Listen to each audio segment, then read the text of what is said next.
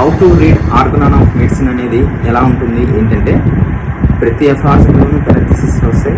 అంటే ఒక్కో చోట బ్రాకెట్ ఇస్తుంటారు, ఒక్కో చోట కామా పంచువేషన్స్తో ఇస్తుంటారు, ఇక్కడ కొన్ని చోట్ల డాషెస్ ఇస్తుంటారు. అసలు పెరాంథసిస్ దానికి ఏంటంటే ఇంగ్లీష్ గ్రామటికల్గా దానికి meaning A word or phrase inserted as an explanation. అంటే ఆ ముందు చెప్పుకున్న దానికి మోర్ ఎక్స్ప్లెనేషన్గా ఇస్తూ, ఎక్కువ వివరణ ఇస్తూ, దాన్ని పంచువేషన్స్తో కానీ, అంటే కామాలతో కానీ, లేదంటే వితిన్ బ్రాకెట్స్లో కానీ, లేదంటే ఈ రకంగా ఇక్కడ ఈ ఎఫర్ట్స్లో డాషెస్ ఇచ్చినట్లు కానీ, ఇలాగని ఇచ్చినట్లయితే వాటిని పెరాంథసిస్ అని అంటారు అనమాట. ఇంకొకసారి చెప్తాను. పెరాంథసిస్ అంటే ఏ వర్డ్, అంటే ఒక పదాన్ని లేదంటే ఒక సెంటెన్స్ని కానీ ఇన్సర్ట్ చేయడం. అది ఎలా యాజ్ అన్ ఎక్స్ప్లెనేషన్ భాగంగా ఇస్తుంటారు. ఇంకొక మీనింగ్ ఏంటంటే a temporary departure from main subject or course in speech, writing or thought. For example, Narendran was first generation disciple of Ramakrishna Paramahamsa అని ఉందనుకోండి. అలా ఒక సెంటెన్స్ ఉంది.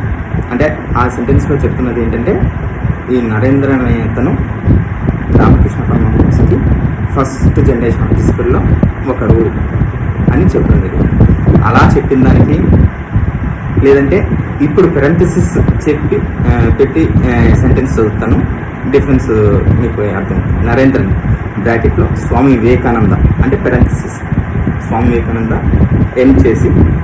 Parenthesis was first generation disciple of Ramakrishna Paramahamsa.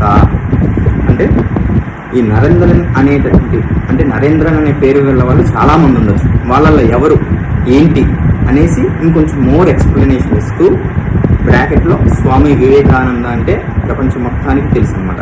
Narendra అంటే చాలా తక్కువ మందికి మాత్రమే తెలుస్తుంది. సో దాన్ని ఇంకొంచెం మోర్ ఎక్స్ప్లెనేషన్గా చేస్తూ, first generation of disciple of Ramakrishna Paramahamsa అంటే రామకృష్ణ పరమహంస గారి శిష్యులలో మొదటి తరానికి చెందినటువంటి వారు స్వామి వివేకానంద అనేసి చెప్పడం అన్నమాట. అంటే ఇక్కడ మెయిన్ సబ్జెక్ట్ వచ్చేసి రామకృష్ణ పరమహంస గారి యొక్క డిసిపుల్స్ గురించి, వాళ్ళ యొక్క శిష్య పరంపర గురించి చెప్పడం అనమాట.